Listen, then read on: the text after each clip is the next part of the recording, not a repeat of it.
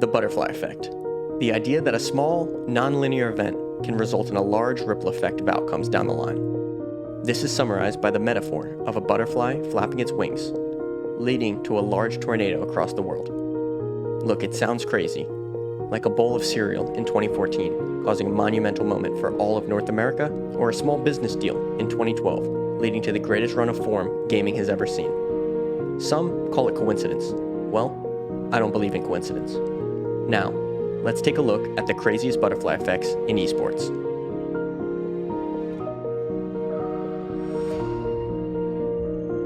Tarek Selik, a professional Counter-Strike player who has recently found success in the Valorant world. But many people don't know that he was the catalyst to North America's first and only CS Major Championship. But long before that, in 2014, he posted a clip on YouTube that would change the trajectory of his career.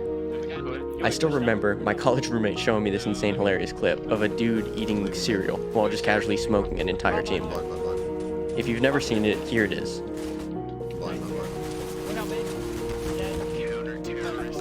His first true viral clip. At the time, Tarek was a CSGO player and streamer, still under the alias No Shirt TV. Within a month of that video, he had signed a professional contract with Team CLG. Over the course of the next 2 years, he had some breakout performances and some good form, getting known for his aggressive entry fragger playstyle. He had firepower and a creative outlook on the game. However, when it really mattered, CLG just fell short.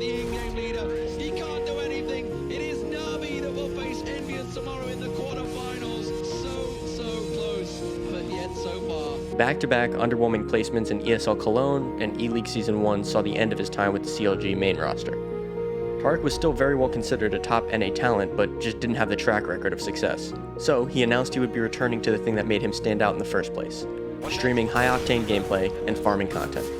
The Content King was back to his old ways. Meanwhile, North America's premier content org, Optic Gaming, had a new Counter-Strike roster in the scene. However, poor form and a lack of excitement, Optic Counter-Strike needed to make some changes. They would get close, showing promise, but ultimately could never get over that line. Apart from Spanish player Mixwell, the team had no flair and it just felt dull. Something completely off-brand of an Optic Gaming roster. Throughout history, they're known for cultivating the best talent and most exciting players. Owner Hex knew that content and competing went hand in hand when it came to building a fan base that will ride or die for your team. DAPS looked to be on the way out, and the Optic fanbase needed something to get excited about. CLG had repeatedly turned down buyouts for Tarek from Cloud9 and Liquid, NA's top 2 CS teams. Tarek was back to his old serial killer ways, focusing on his stream. Until a massive shock in the scene when Optic Gaming announced Tarek was their newest addition to the roster. Hashtag Greenwall, Optic Gaming. While it wasn't received all too well in the scene, it seemed like a perfect storm for Optic. With their increased demand for branded content from their sponsors, Brisk, Turtle Beach, Chipotle, Mountain Dew, as well as the brand new Optic CS house, they needed a player that could provide game-changing results as well as a content-driven lifestyle. Tarek was Hex's goldmine. I know what you guys want more than you know what you want. For Hex, attracting a fan base for the CS team was just as important as the results for now. But with Tarek, results came too.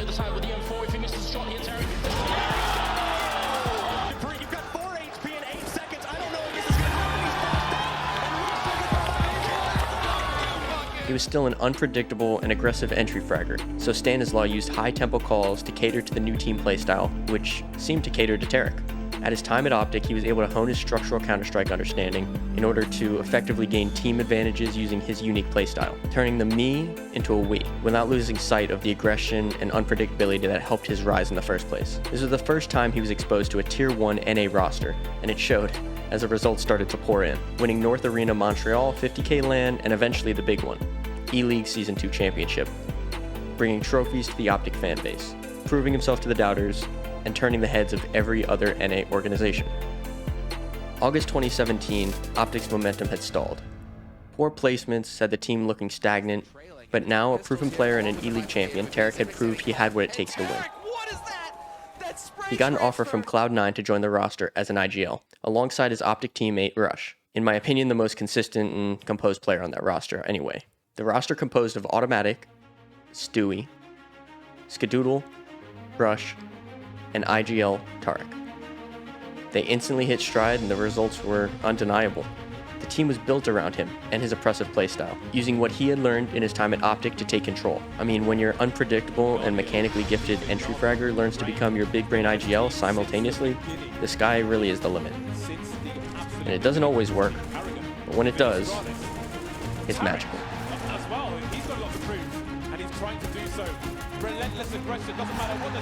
Cloud9 went to the Boston Major 2018 as a massive underdog and did what nobody even expected.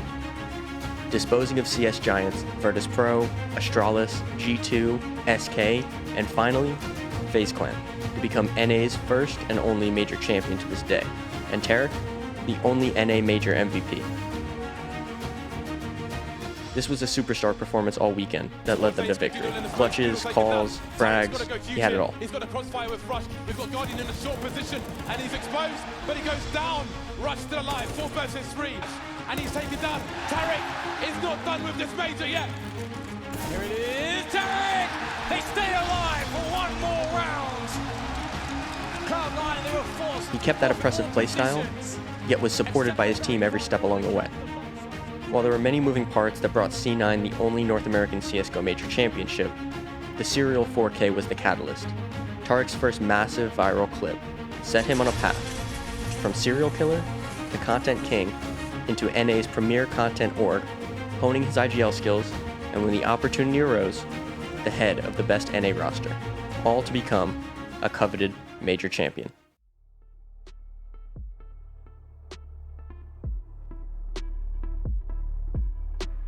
Matthew Formal Piper, a multi-title FPS world champion, known best for his part in the Call of Duty Optic Dynasty. One of, if not the most important factor in Optic Gaming's coronation as 2017 IW World Champs, one half a T2P, and quite honestly one of the scariest rosters Esports has ever seen. Well, what if that never happened? It almost didn't. Let's take it back to 2012.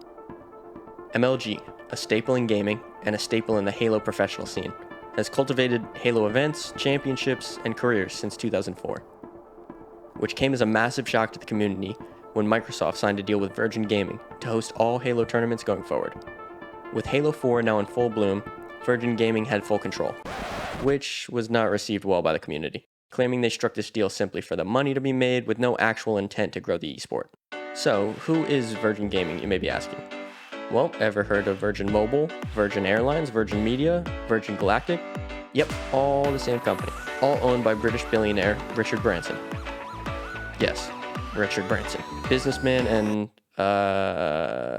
yeah, this is off to a great start. Branson purchased the rights to Microsoft and EA's competitive gaming and catered towards the casual idea of money matches and real cash tournaments. You see where I'm going with this? A bit sketchy and unstructured. I mean, their registration link now directs to a cheat client website, so this is all just types of fucked up. Ultimately, this led to a massive halt in the Halo 4 competitive landscape. Simultaneously, here we find a young, ambitious, and talented Matthew Piper. His raw aim and mechanics got him noticed early in his Halo career as he quickly moved from team to team, winning championships and turning heads along the way. Formal was considered one of the best in the game at the time. And not just any game, his favorite game, Halo, which made it that much harder to swallow that the pro circuit was in shambles. And with no support from Microsoft or 343, MLG had no other choice but to allocate all of its resources into Call of Duty, a growing title at the time with the release of Black Ops 2. This drove Formal to reconsider his future, and catching Formal in the stands at MLG Anaheim in 2013 almost solidified his decision. 2014 Ghosts was the first year of Formal's COD career. And look, Formal may be one of the most ruthless competitors I've ever seen. If he's not winning everything, he's not happy, leading him to his old ways of bouncing team to team. 3 teams in 6 months to be exact. From TK to FaZe Black, then to Powerhouse Envy. With less than a year competing under his belt, Formal is now considered one of the best players in the game. In his first year.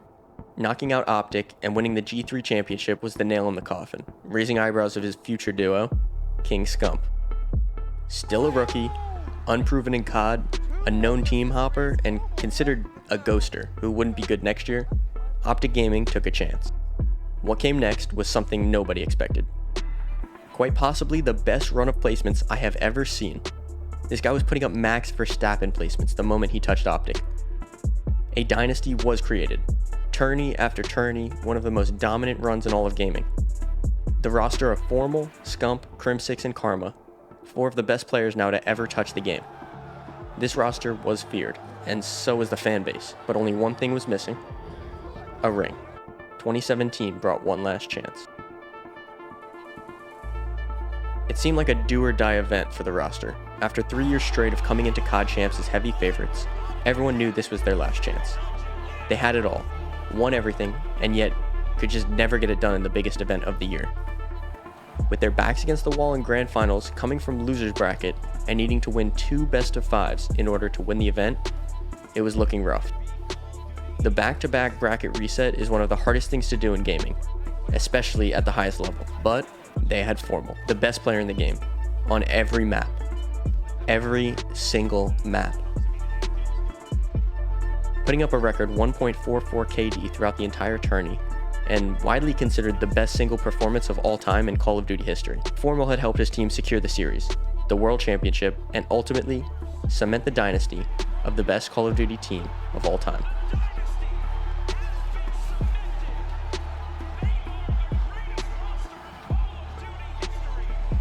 From Halo to COD, there's no doubt Formal was a winner. But would the Optic Dynasty have ever been if not for this man and Virgin Gaming? From a bowl of cereal to a major championship or a schemy business deal that helps build another team's empire, these butterfly effects happen every day, and they're easy to see if you just look close enough.